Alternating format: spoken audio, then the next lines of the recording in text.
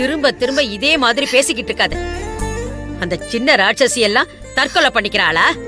அவ சும்மா உங்களை பயமுறுத்துறதுக்காக ஏதாவது பண்ணுவாள தவிர அவெல்லாம் சத்தியமா சாகவே மாட்டா. அப்புறம் அந்த பெரிய ராட்சசி உங்களை எல்லாம் கொன்னுடுவேன்னு சொன்னா உடனே கொன்னுடுவாளா? அவ்வளவு தைரியம் இருக்கா அவளுக்கு? இல்ல அதையெல்லாம் பாத்துக்கிட்டு நாங்க சும்மா இருப்போமா?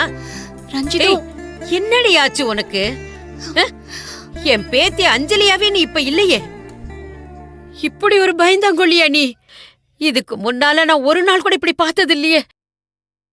நீ ஏன் இப்படி மாறிட்டேன்னு எனக்கு ஒண்ணுமே புரியலடி. உனக்கு தான் புரியல ரஞ்சிதம். நீ சொல்றத வச்சுக்கிட்டு தைரியமா எந்த முடிவையும் என்னால எடுக்கவே முடியாது. ஏன்னா ஒருவேளை என் புள்ளைக்கோ என் புருஷனுக்கோ ஏதாவது ஒண்ணு ஆயிடுச்சுன்னா அதுக்கப்புறம் நான் புலம்பி ஒரு பிரயோஜனமும் இல்ல.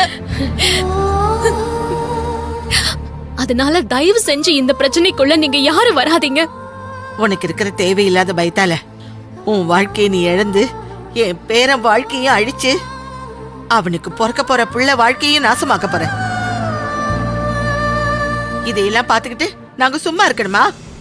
என் வாழ்க்கைய, என் புருஷன் வாழ்க்கைய, என் குழந்தை வாழ்க்கைய எப்படி காப்பாத்தணும்னு எனக்கு தெரியும்.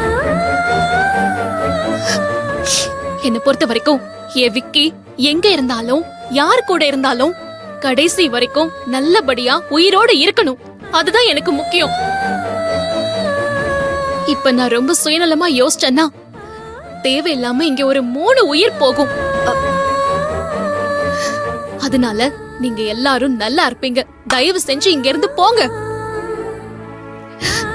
இந்த பிரச்சனை ஏன் பிரச்சனை? இதுல தலையிட்டு நீங்க அதை பெருசாக்காதீங்க. அஞ்சலி, உங்களை கையெடுத்து கும்பிடுறேன். தயவு செஞ்சு நீங்க 3 பேர் இங்க இருந்து போங்க. அஞ்சலி வா வீட்டுக்கு போலாம். வீட்டுக்கா?